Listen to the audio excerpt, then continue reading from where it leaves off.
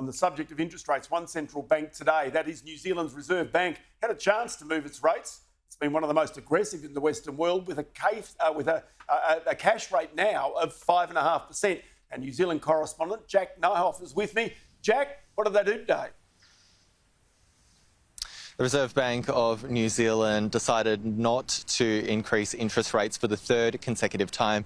The cash rate is now sitting at 5.5%. Now, that's the highest it's been since 2008. They started hiking up that interest rate back in November. Then it was 0.75%.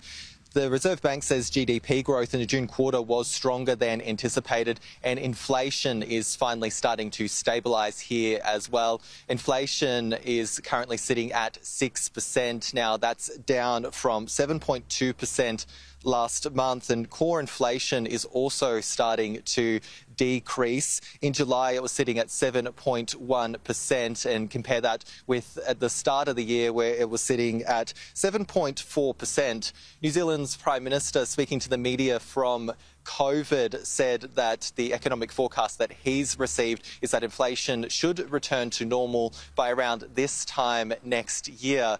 Now, exports, the global import prices have started to stabilise as well, but oil remains high in New Zealand, and that's contributing to high fuel prices.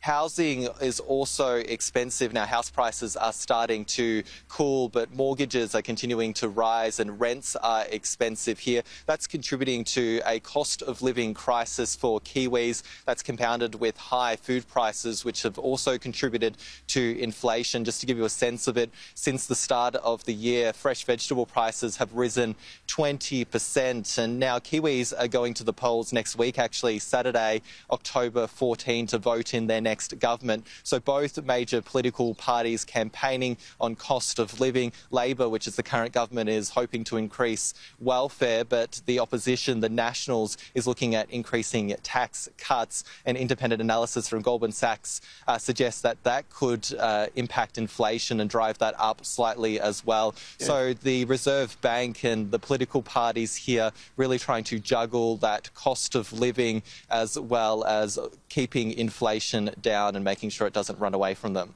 Indeed. Jack Nyhoff there in Wellington. Many thanks for your time on the program today.